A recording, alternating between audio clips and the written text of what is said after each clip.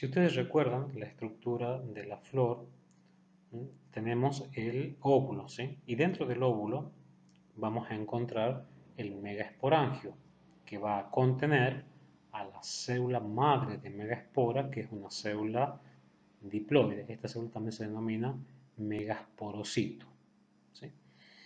Ahora bien, ¿qué va a suceder? Esta célula diploide va a sufrir meiosis, ¿sí?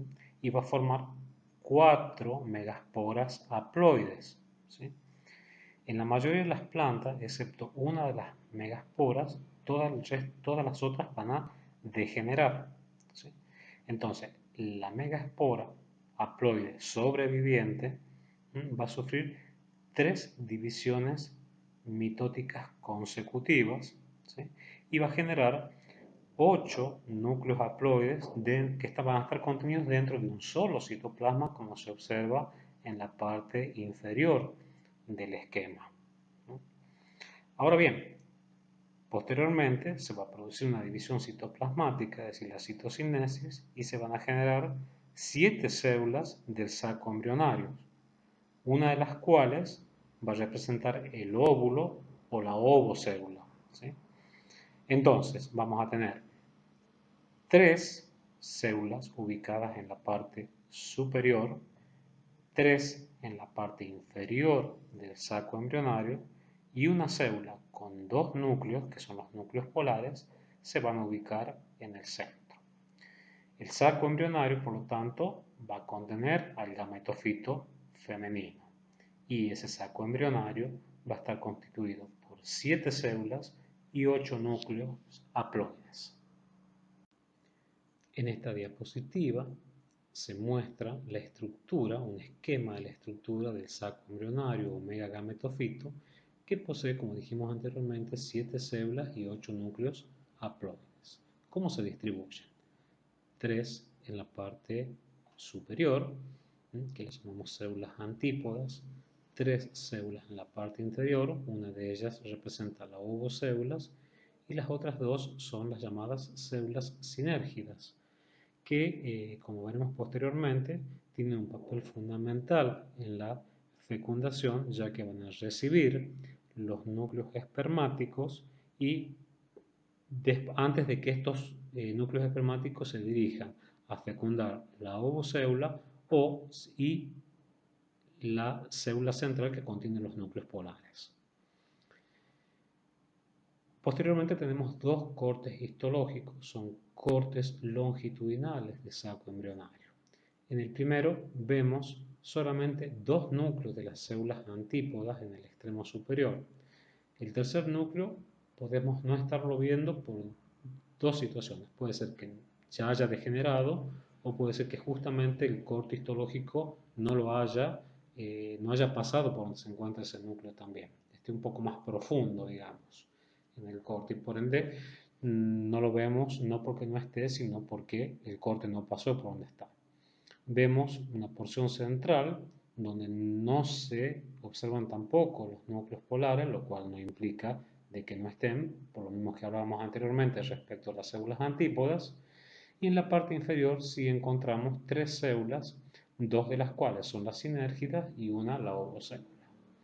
Más hacia la derecha, en la parte de arriba, en punta de flecha, se indican las células antípodas que se encuentran degenerando, y en la parte de abajo, con la flecha, se indica la presencia de una ovocélula.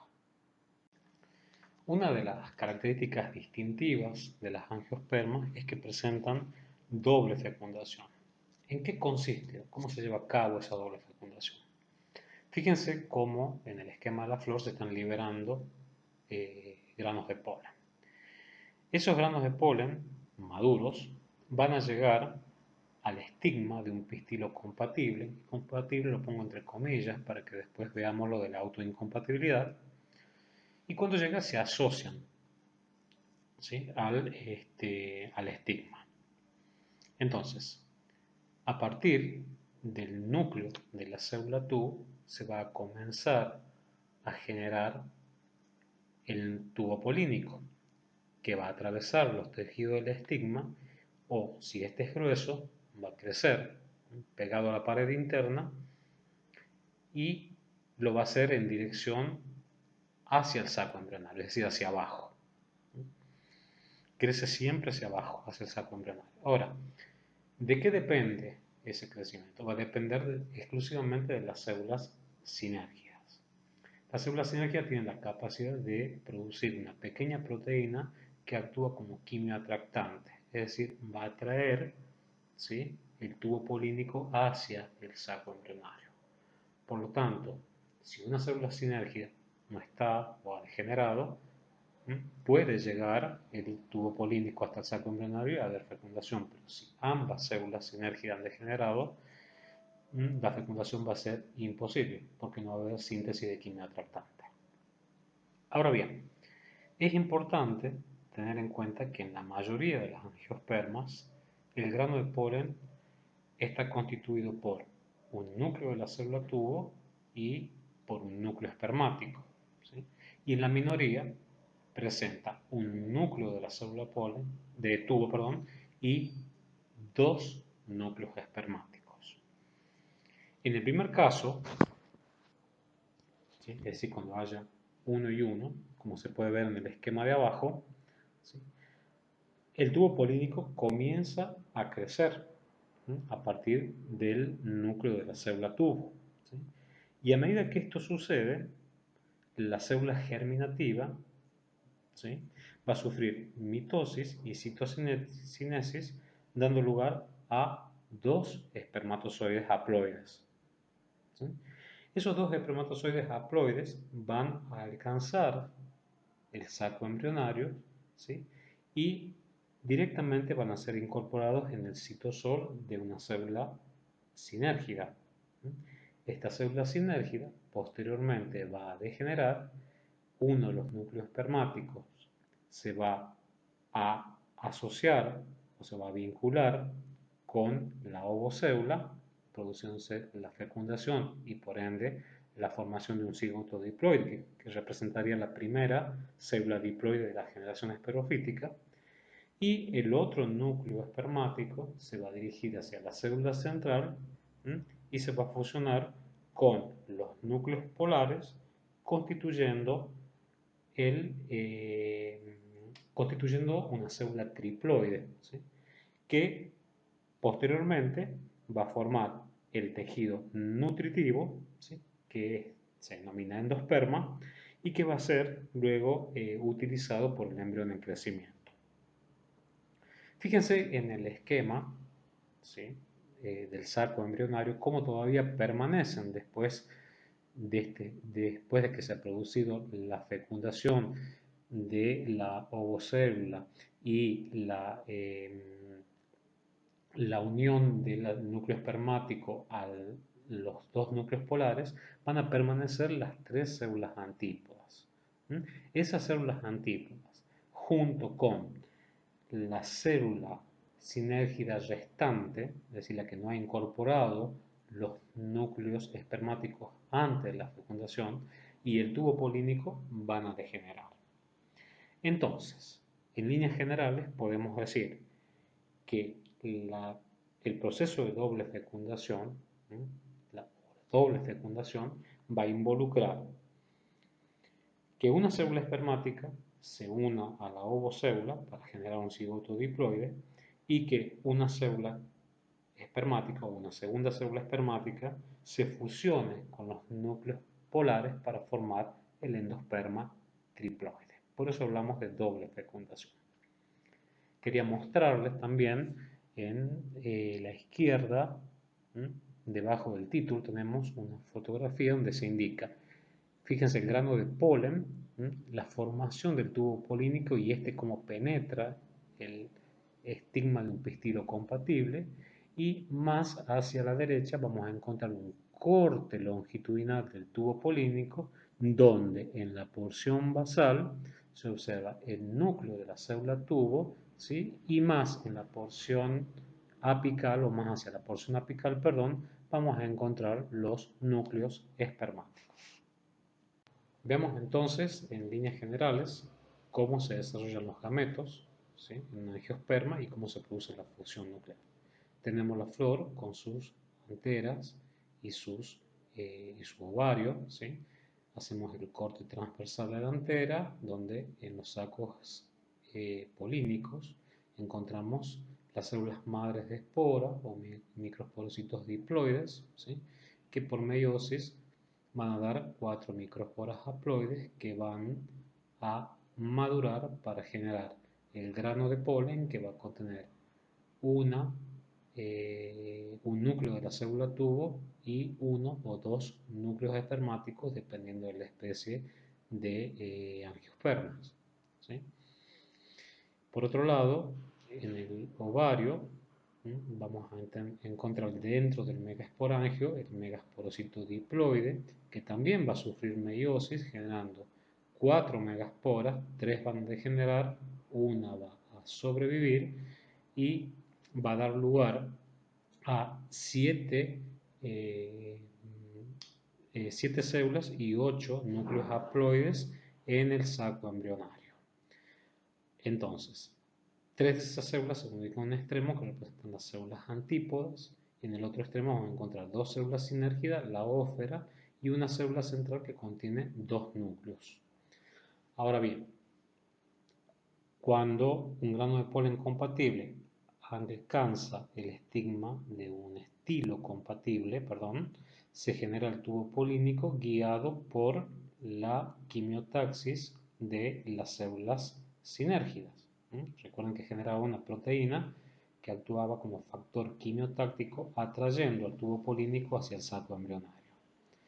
Entonces, a través de este tubo polínico van a migrar él o los núcleos espermáticos que van a ser captados por las células sinérgidas, por una célula sinérgida que posteriormente va a degenerar permitiendo que uno de los núcleos fecunde a la ovocélula generando el cigoto diploide, ahí tenemos una fecundación, y el otro se dirija a la célula central y se asocie, se fusione con los núcleos polares generando el endosperma triploide, ¿sí? Que tendríamos ahí la segunda fecundación. Por eso hablamos de una doble fecundación.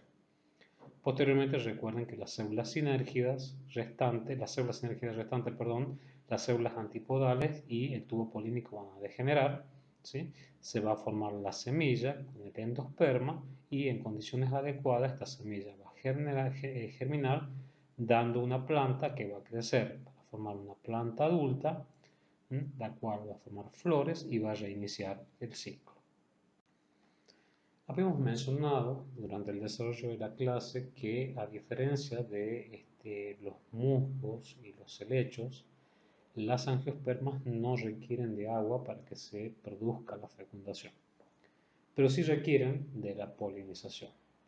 Y la polinización no es nada más que la llegada del grano de polen al gametofito femenino de un esporófito de la misma especie, o lo que es lo mismo decir que es la transferencia de polen desde una antera a un estigma, ¿sí?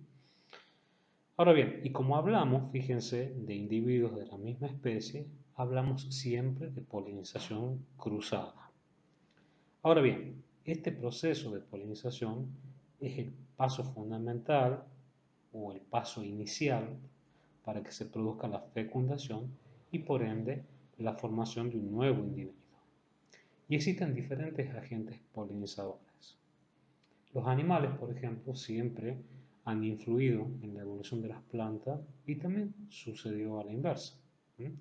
Por ejemplo, desde el punto de vista evolutivo, se sabe que los animales que se arrastraban por el suelo han creado como una suerte de, podríamos decir, de presión selectiva, ¿sí?, sobre las plantas, ¿sí?, y esto llevó a que las plantas crezcan o guarden, sus esporas y sus gametofitos lejos del suelo, es decir, lejos del alcance de los animales.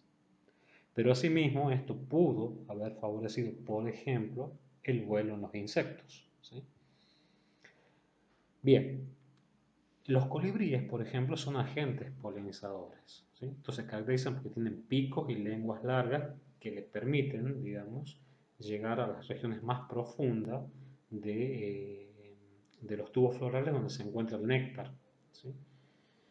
Y antes de irse, las anteras de la flor es como que empolvan el pico de los colibríes. Entonces, este va a llevar los granos de polen hacia otra flor, ¿sí? Como generalmente los pájaros tienen gran sensibilidad por los colores rojos y rosados, generalmente polinizan flores de esos colores. También otro de los agentes polinizadores son las abejas, ¿sí? Estas recolectan néctar y polen, ¿sí?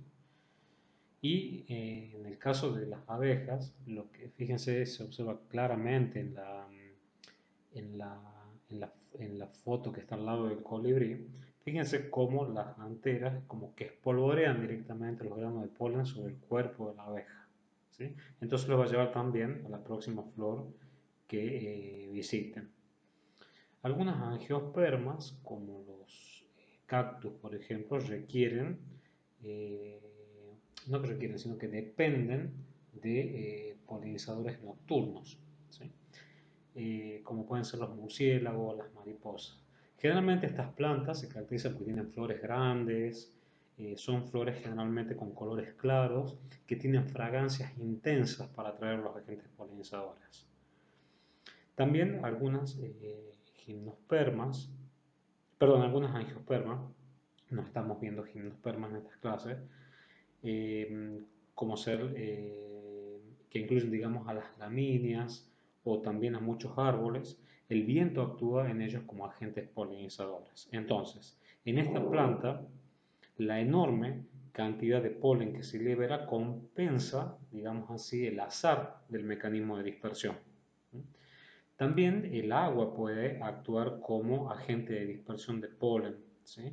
Y esto sucede en plantas acuáticas, donde el polen se transfiere, la transferencia es directa de planta a planta. Es decir, que para que se produzca la polinización, la planta debe lograr atraer al agente polinizador, ¿sí? Y para ello produce atractivos primarios, ¿sí?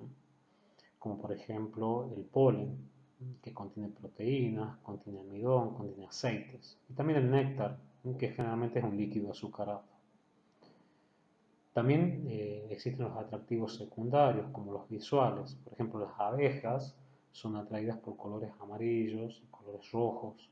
Las mariposas nocturnas y los murciélagos, como les decía anteriormente, son atraídos generalmente por colores pálidos, colores blancos, ¿sí? Y con respecto a los olores, estos pueden ser fragancias agradables o fragancias desagradables. Las fragancias desagradables generalmente, por ejemplo, atraen a las moscas, ¿sí? Y esta habilidad es muy utilizada por aquellos agentes polinizadores que tienen una escasa capacidad visual. Entonces generalmente son atraídos por estos, por estos olores, digamos que generalmente están constituidos por compuestos sumamente volátiles. Veamos entonces un poquitito esto de la autopolinización versus la polinización cruzada, ventajas y desventajas. Cuando el polen se, se transfiere, digamos, por contacto directo de la antera y entre la antera y el estambre en la misma flor, el mecanismo se llama autopolinización, ¿sí? Y cuando el polen se transfiere a otra flor de un individuo de la misma especie, vamos a hablar de polinización cruzada. La polinización cruzada tiene la ventaja de que va a incrementar la diversidad genética. Por lo tanto, los individuos que se formen van a ser diferentes de los progenitores y pueden ser mejor adaptados a las condiciones del hábitat.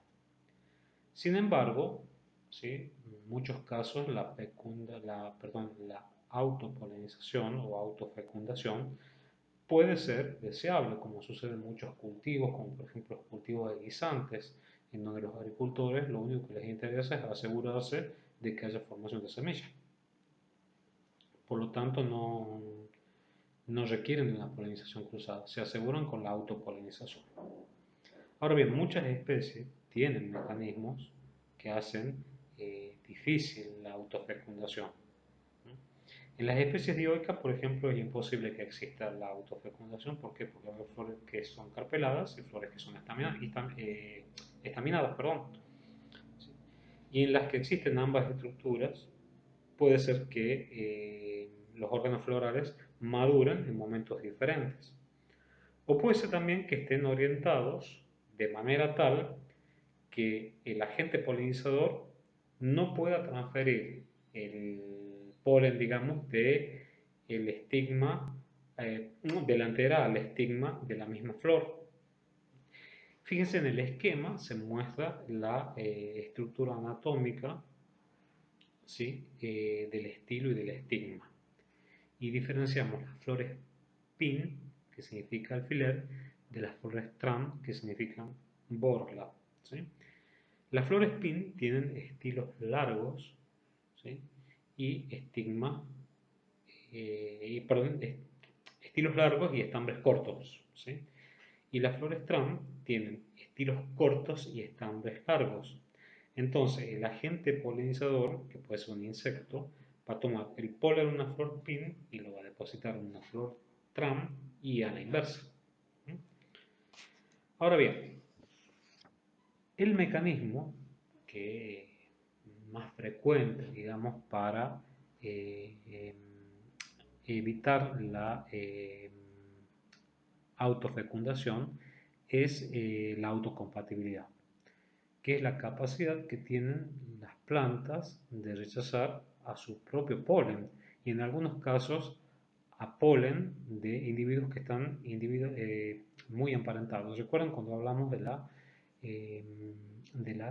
doble fecundación? Yo les había dicho que el polen se va a depositar sobre un estambre compatible, ¿no?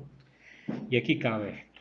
Entonces, si un grano de polen llega al estigma de una flor de la misma planta, se va a producir un bloqueo bioquímico que va a evitar que se forme el tubo polínico. Al no formarse el tubo polínico, los núcleos espermáticos no van a poder alcanzar el saco embrionario y por ende no va a haber fecundación. El gen S es el responsable de la autocompatibilidad en la mayoría de las plantas. Ese gen S presenta decenas de alelos. Ahora bien, el grano de polen recuerde que es haploide, ¿sí? Y posee un alelo S, mientras que el pistilo es diploide. Entonces, en las plantas autoincompatibles no va a haber formación de tubo polínico, o si lo hay, va a ser un tubo polínico rudimentario. Y esto va a suceder cuando el alelo S del polen concuerde con uno de los alelos del pistilo, como se muestra en el esquema que se observa en la parte inferior de la diapositiva, y por ende no va a haber fecundación, no va a haber formación de tubo polínico. Ahora, si ese tubo polínico que se ha formado es un tubo polínico rudimentario, va a haber unas enzimas que tienen capacidad de hidrolizar el ARN y que se encuentran en el estilo del carpelo. Esas enzimas van a migrar, van a ingresar, ¿sí?, al tubo polínico rudimentario y van a atacar directamente el ARN destruyéndolo.